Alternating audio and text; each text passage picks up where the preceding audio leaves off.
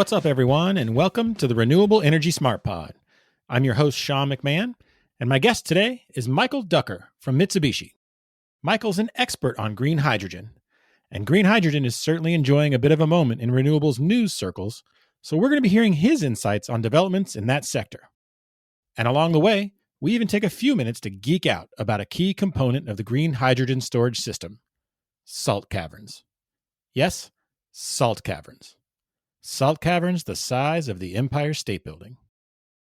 Looking ahead to future episodes of this podcast, I'll be chatting with Janice Lin of the Green Hydrogen Coalition. That's right, we're going with back-to-back episodes about green hydrogen to help you gain a deeper understanding about how green hydrogen fits into the energy transition. Also on the calendar, Michael Rucker. Michael's the founder and CEO of Scout Clean Energy.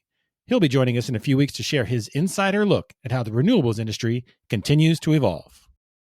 So that's a look at what's coming up on future episodes. But before I kick off my conversation with Michael Ducker, I'd like to share a quick message from the exclusive sponsor of today's episode, Mitsubishi Heavy Industries.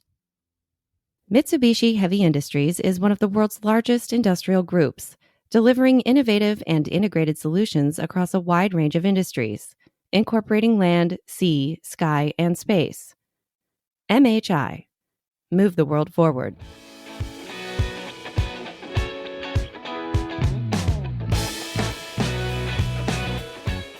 Thank you very much, everyone, for joining me today. Our guest is Michael Ducker from Mitsubishi. Michael, how are you doing today? Good, Sean. How about yourself? I'm doing great. So we're here today to talk about green hydrogen. But before we get into that, I just want to hear more about your background and what your role is at Mitsubishi. Sure. So I'm Michael Ducker, Vice President, Renewable Fuels for Mitsubishi Power, and effectively overseeing our efforts here in providing carbon-free fuels and energy storage for the power industry. All right.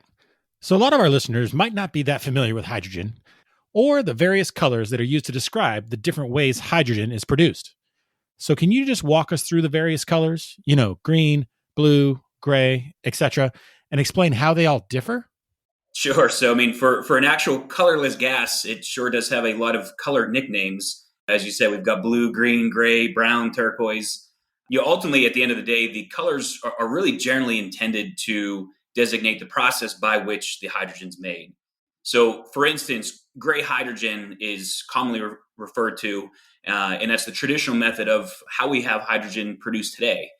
This is a process of taking natural gas and converting it to hydrogen through a process known as steam methane reforming. But this produces CO2, carbon dioxide.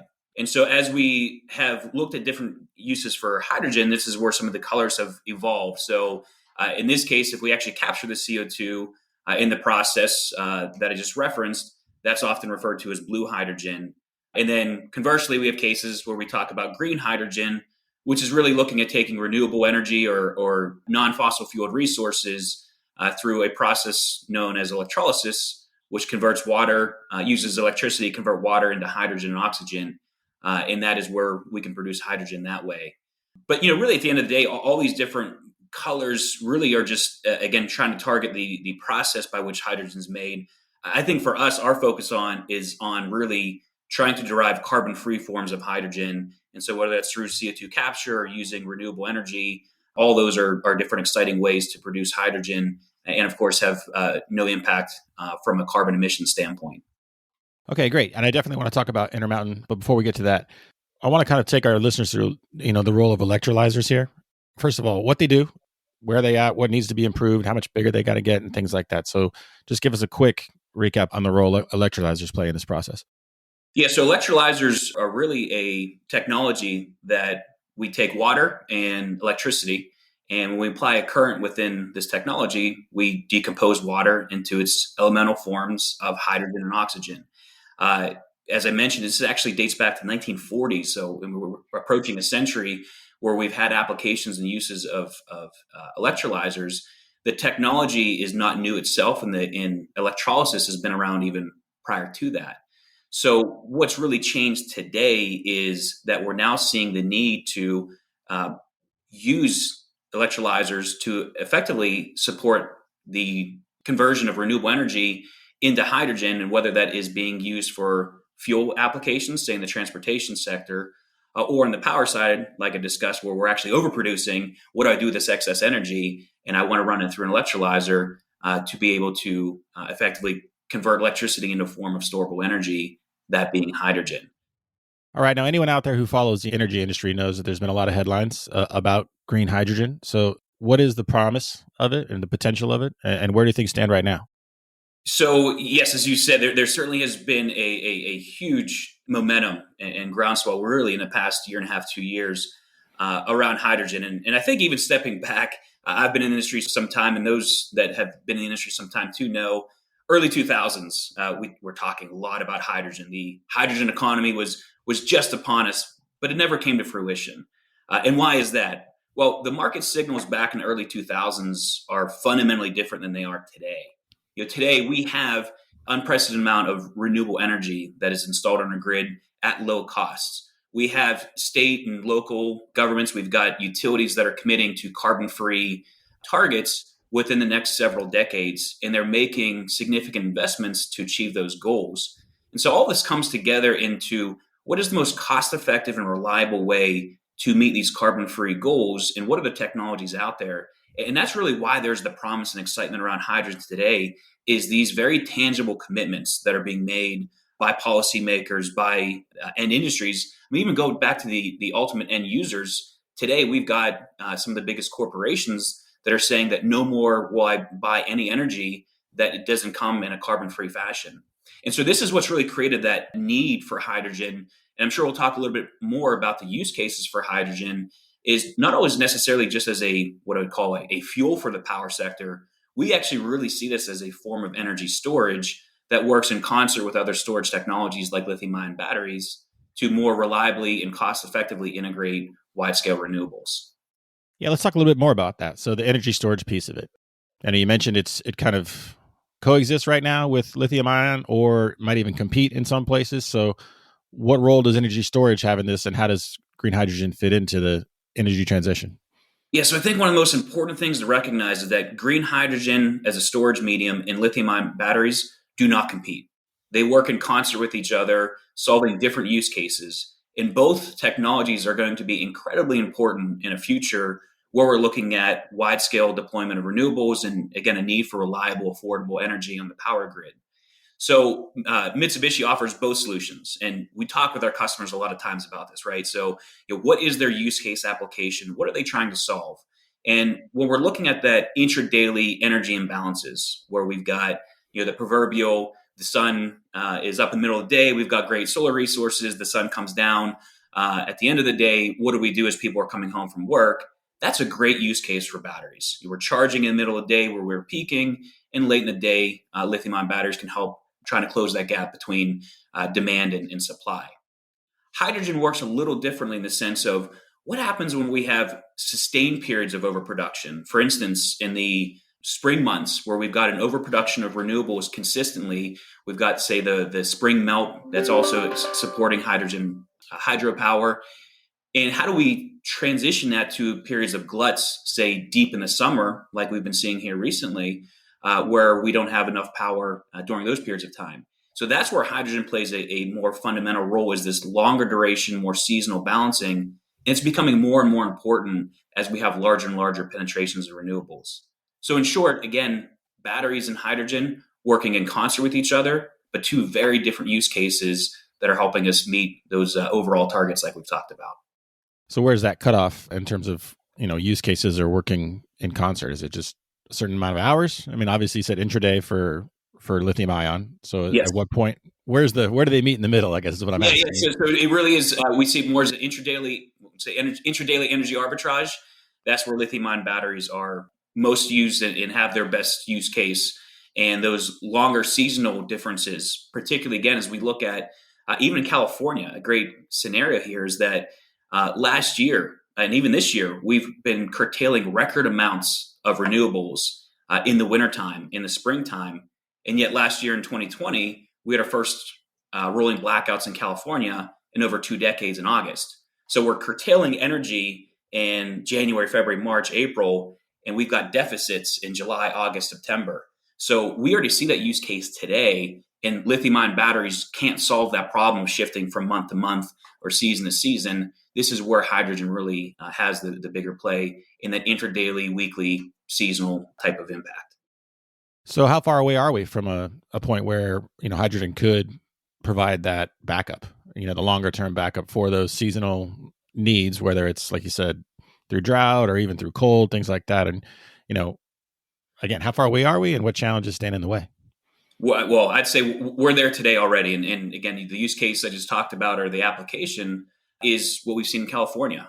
And we hear the same from customers in the Pacific Northwest who also have concerns about, as we're continuing to retire traditional forms of energy that provided those backup capabilities, what am I going to do in those periods of time in, say, the summer or fall if I don't have adequate renewables available during those periods of time?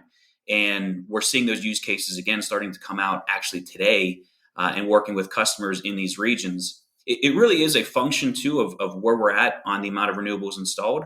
Of course, out west, we do see significant amount of renewables installed today, and we see the market signals already materializing today.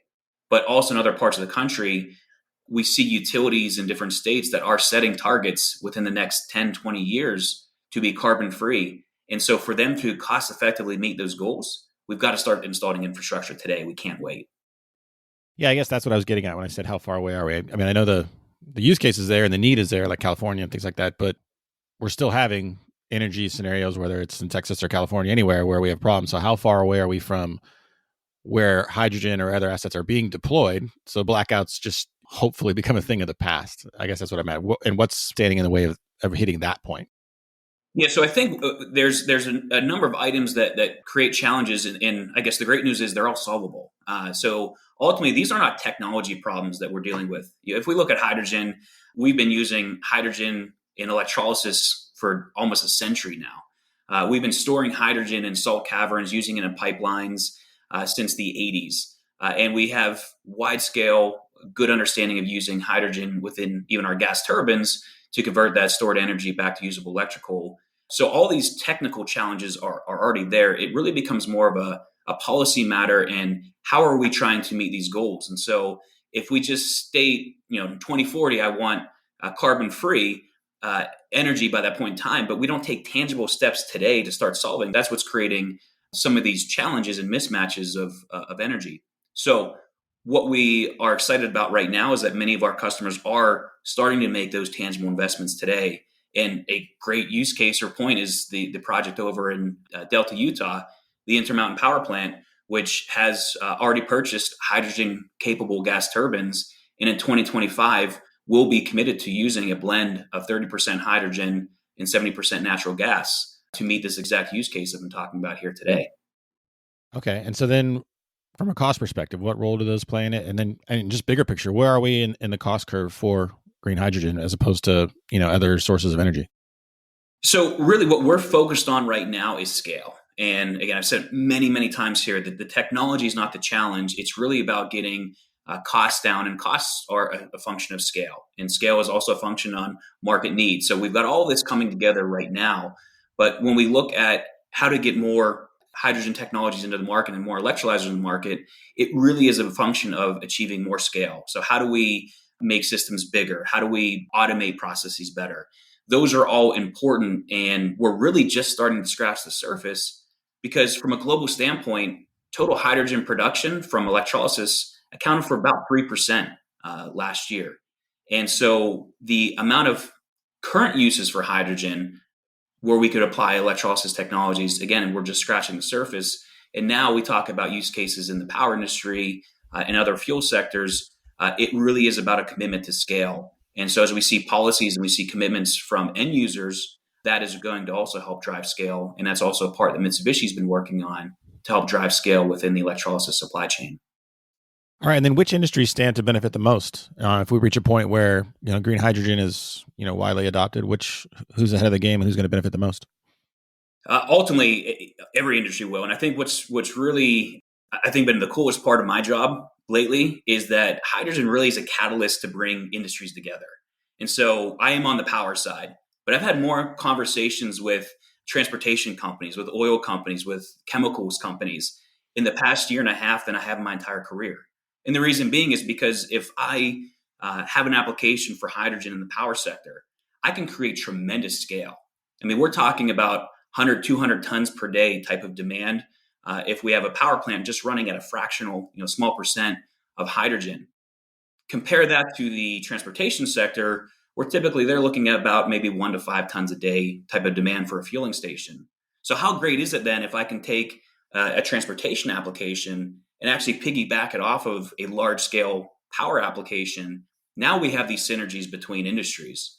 And so going back to, I'd say, who's going to benefit the most, I think it's more of a question of who's going to move first.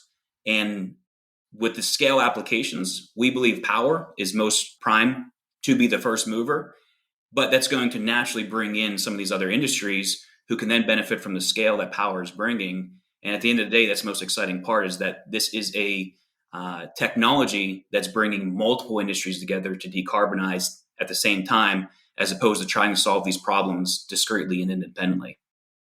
We'll be right back. At MHI, we're driven by the needs of our partners and customers. We've grown into a truly global manufacturer, bringing together the best international innovation through partnerships and joint ventures. We're expanding our low-carbon business portfolio with developments in cutting-edge wind turbine technologies, the delivery of sustainable hydrogen gas turbines, and light water reactors that emit low-carbon baseload electricity, and improvements in carbon cycle technologies. MHI. Move the world forward.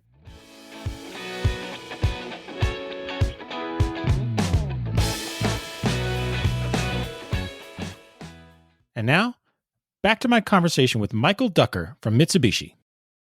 And you mentioned earlier what Mitsubishi's doing at Intermountain. So kind of walk me through that. What's going on at that facility in Utah, and what's it doing now, and what's the plan for growth there? So we've got actually 2 projects really in Delta, Utah. So first, we'll focus on the Intermountain Power Plant. And this is the world's first power plant that was intentionally designed to operate on green hydrogen. And what the Intermountain Power Agency is committed to is in 2025 to operate on a blend of 30% hydrogen, 70% natural gas. And no later than 2045, they will convert to 100% hydrogen. The technology they're using there is Mitsubishi gas turbines that have that capability to run on a blend of hydrogen and natural gas. And also we can convert that unit over time to be able to run on 100% green hydrogen. The other project we have in Delta, Utah is our Advanced Clean Energy Storage project. So this was a joint venture between Mitsubishi and Magnum Development, where we've partnered to build the world's largest renewable energy storage hub. Really creating a green hydrogen hub there in Delta, Utah. So here we're looking at gigawatt scale of electrolysis and salt caverns, which are, as I mentioned earlier, able to safely and cost effectively store vast amounts of hydrogen. Just to quickly put that into perspective, one salt cavern can store roughly 150 gigawatt hours worth of equivalent energy. The entire United States right now, energy storage with lithium-ion batteries is about a gigawatt, 2 gigawatt hours. So we're talking nearly 150 times the entire United States installed base of batteries in one cavern. And by the way, I can do about 100 caverns at that site. So when we talk about scale and potential, it's it is quite vast. So those are the 2 very exciting projects we've got going on over in Delta, Utah. Okay, I want to just kind of geek out a little bit on these caverns. So how big are these things we're talking about? I've done some research and I'm seeing some as big as the Empire State Building or something like that. So that's correct. Yeah, we're about 1,500 foot tall. So just under about the Empire State Building from the size of the cavern.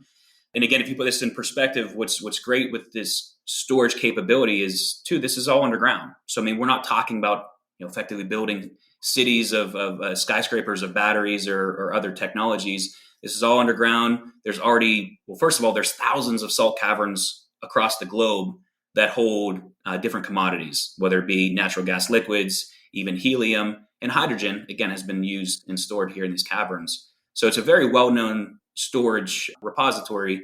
It's a matter of here just applying it for a different use case than we have had before. So you've got some as big as the Empire State Building, and you said you've got about 100 of them in Utah. Are they all that big? We have the capability to. So actually, if you want to geek out a little bit more, right now we've got 5 caverns already, what's known as solution mined. If you think about under the earth in Delta, Utah, it's a big salt block. And so how do you create a cavern? We actually engineer these caverns. So what I mean by that, we're drilling a hole in the ground. We're actually then pumping in water, and water dissolves salt, and that's how you actually create a void.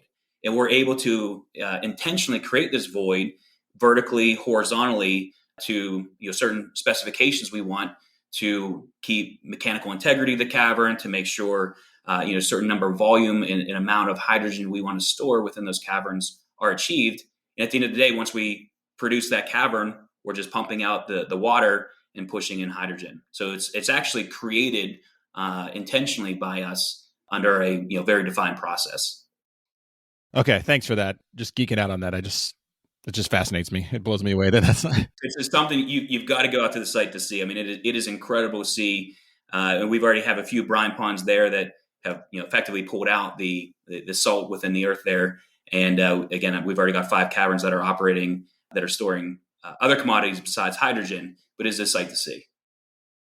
Okay, circling back to what you mentioned about the blend, the Mitsubishi gas turbines. Now you said it's 70-30 right now, and is that right?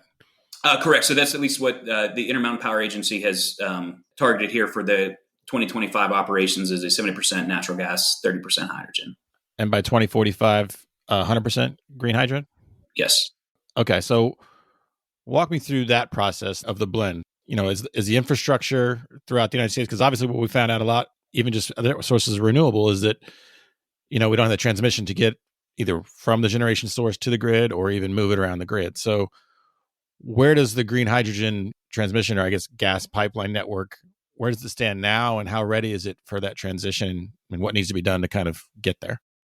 Sure. So, a couple of things to talk through there. So first of all, from a technology side, it's important to recognize that if we look at higher blends of hydrogen in the gas turbines today, it kind of goes back to what's the market need today. And at least right now in 2025, 2020, where we stand almost in 2021, 2022, we don't necessarily need gigawatts and hundreds of gigawatt hours of storage today. But over time, we absolutely will. And so this is one of the biggest value propositions we have with the gas turbine infrastructure, is I can over time dial up the amount of hydrogen that is used in that turbine as more and more renewables come onto the grid, and as the needs to store more and more energy also evolve. And so it's a way to more cost effectively transition infrastructure over time.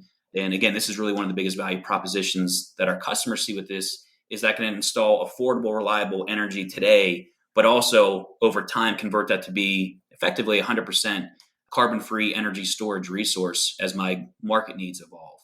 So that's on the gas turbine technology side. As far as the renewables and the delivery side, this is a multi-decade strategy. And so it is really important as we look at policymakers, integrated resource planners, and how we're trying to solve these issues. Everyone likes to say the more tools we have in the toolkit, the more effective we can be.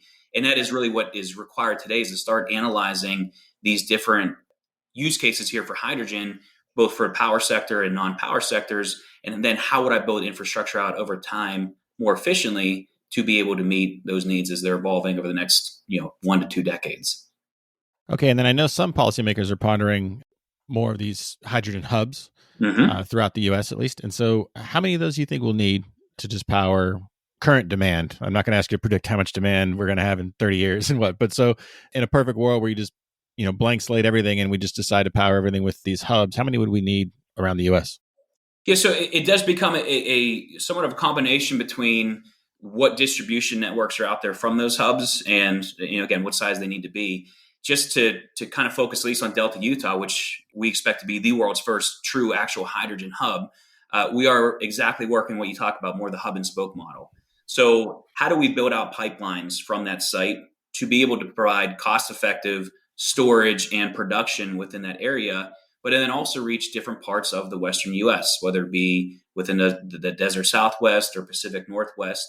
In the interim, too, is there an opportunity for, say, liquefaction? And do we need to look at liquefying hydrogen and be able to send that out within the vicinity of at least Delta, Utah?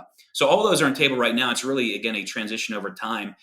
I think we certainly expect to see many of these types of hubs throughout the U.S., and I think it will be a matter, too, of how quickly the rest of the spoke model can also work within those hubs. And to the degree we can have the much bigger spokes and the bigger pipeline networks, of course, then the less number of hubs we would necessarily need. And to the extent we need more of these micro hubs, if you will, then that will be important. Can I put you on the spot and ask you to guess when that time might be, when we are kind of set up to power everything through these hubs? You want to take a wild guess at it, or you got to, I guess, an educated guess at it? Yeah, so no, I think, we look at it right now. 2025 is our target in Delta, Utah, to start building at least that hub. And then you start getting the spoke aspect. It really is a function of policy and demand, but within that decade thereafter, I think is truly achievable. And this is what we've been talking about with our customers: is how do I put together a plan that in the 2030s we do have this type of network where you can benefit from this interregional use of renewables and balancing of storage, and then also hydrogen production. And again, not just for the power sector, but for other sectors as well that are trying to decarbonize.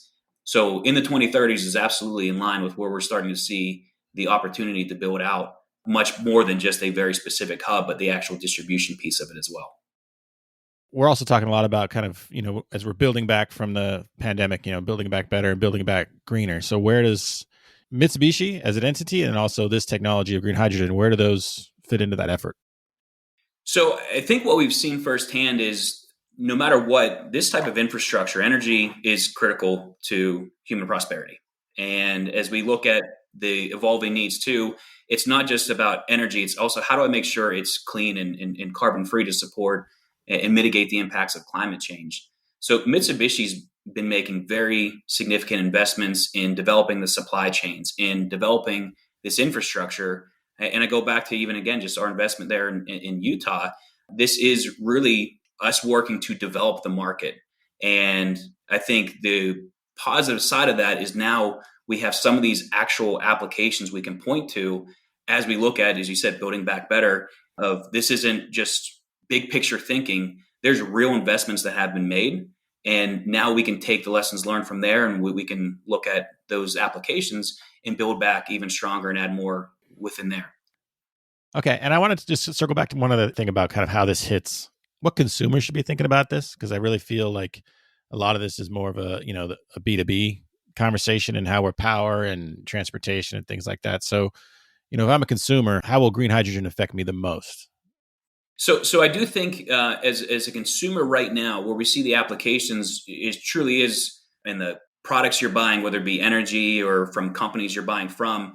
The analogy we give a lot here too is people are wondering, am I going to be driving a hydrogen car? And I think what we see right now, the opportunity for hydrogen in the transportation sector is somewhat twofold. Is you've got the short duration, minimal uses like passenger vehicles. Those are probably a bit more adept for lithium-ion batteries. The long-haul trucking, the big, Class 8 trucks that are going cross-country, 1,000-mile trips, long duration needs, that's where hydrogen plays a perfect role. And it's completely analogous to the power industry. As we just said, for the short duration, those sprints, lithium-ion batteries is a much better, more cost-effective choice. Those long duration, those long hauls in the power sector, that's where hydrogen makes sense. So we still see that opportunity down on, in these other sectors and down at the consumer side, where hydrogen batteries are going to continue to complement each other, just different use cases in those sectors as well. Michael, give me your bold predictions on green hydrogen and where we'll be, in say 5, 10, 20 years. So I think the bold prediction is I mentioned earlier, we've already hit the tipping point. And I think there's a question of, when's hydrogen really going to come to fruition here? Is this all real? And the fact of the matter is, yes, it is. And we're making those very tangible investments today. And within the next few years, we're going to see those investments start coming to fruition, and where we start seeing hydrogen really take off, to the sense that the everyday person will start to see it more. I think certainly within this decade too, we're going to continue to see significantly more investments across the United States, across other countries, such that we're having the same discussions around hydrogen and the value it's bringing and the opportunities it's bringing across multiple industries, just like we've seen with batteries relatively more recently. And just as we saw solar and wind roughly 15, 20 years ago, where it really took off. So the 2020s are absolutely going to be a very exciting decade for hydrogen, but more importantly, for the ultimate benefits it's going to provide us in more reliably and cost effectively meeting our goals around reducing carbon emissions. Okay. Well, that sounds like a promising future for that. Exactly. One other thing I want to just circle back on is when you mentioned kind of the blend between, percentage of hydrogen and natural gas. So I'm just curious what kind of role politics might play in that transition to blend, because I'm picturing a world where if you're from a state where, gas is a key industry, you might want to slow that transition to 100% hydrogen. Like, is there any potential where that could become a stumbling block? So I think what we've already seen firsthand is those regions and even those companies who have historically relied on revenues from certain commodities are recognizing the opportunity at hand. And I think we look even the Gulf Coast, we see commitments towards 100% carbon free within the next few decades. So you do now have states that historically have depended on fossil fuel resources and other commodities that are now also making commitments to that transition. I think there is opportunities to use existing infrastructure. So we talked a lot about the steam methane reforming and being able to have forms of blue hydrogen where we capture the CO2. There's a lot of existing infrastructure. So even those entities to repurpose that existing infrastructure to be able to convert it to carbon-free form, and then over time, as more and more renewables are prevalent in those regions, can add a bigger mix of green hydrogen or maybe green up front too. All those combinations are there. I think that there's not necessarily lost opportunity on either end to be able to get to these carbon-free targets. So right now there's a lot of momentum behind the green recovery, but there's also a lot of challenges out there. So can you kind of explain to me why things might not be as simple as the headlines might say? Sure. I think it comes down to industry and companies like Mitsubishi do need to continue to make significant investments in advancing technologies and advancing infrastructure. Even within Mitsubishi ourselves, what have we been doing? We've been very focused on energy storage of all durations and making investments, not just in lithium-ion batteries and hydrogen, but even looking at flow batteries and what else is here to come in the future. When we look at digital integration too, how do we look at the opportunity for more intelligent solutions and say digital twins of these technologies and of clean energy? So, and even taking into renewable energy themselves, making investments in, say, offshore wind and next generation gas turbines that are continuing to push the envelope and improve efficiencies and reliability in using carbon-free forms of energy. So all of this takes an investment, and all this takes a commitment by a multitude of technology companies, of utilities, of end users, of government agencies, of everyone involved in the value chain. And we are extremely excited to play a very important role in that transition and in that commitment that to make this a reality here in the future. Well, that sounds like it's a big challenge, but it sounds like we've got the right people working on it. Hey, listen, Michael, thank you very much for your time. I appreciate you letting me geek out with you on the salt caverns there. And I also appreciate your bold predictions. I love it. Yep. This has been fun. Thanks for your time. Thanks a lot, Sean. Really appreciate it.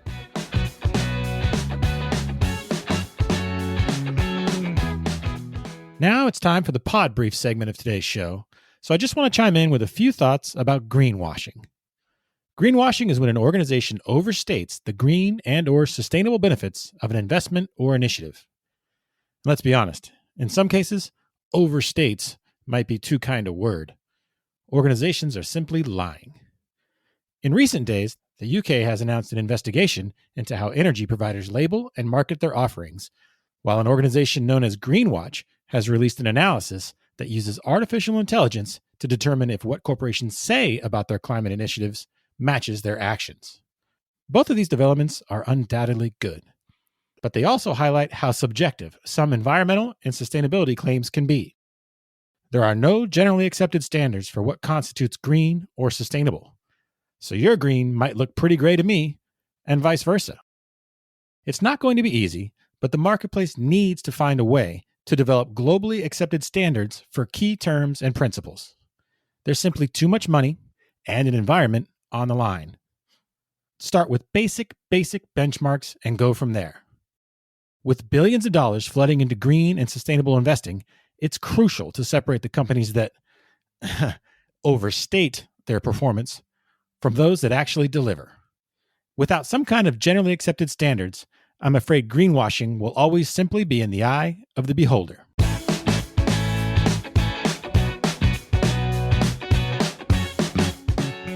So that's all I've got. Once again, I'd like to thank the exclusive sponsor of today's episode, Mitsubishi Heavy Industries. If you like this podcast, please share it with your friends and colleagues, and be sure to follow us on Apple, Google, Spotify, or wherever you get your podcasts. You can also follow us on Twitter, where our handle is @RenewablesPod. And if you'd like a daily dose of renewable news delivered to your inbox, head to smartbrief.com and sign up for the Renewable Energy Smart Brief. The Renewable Energy Smart Pod is a production of Smart Brief, a future company.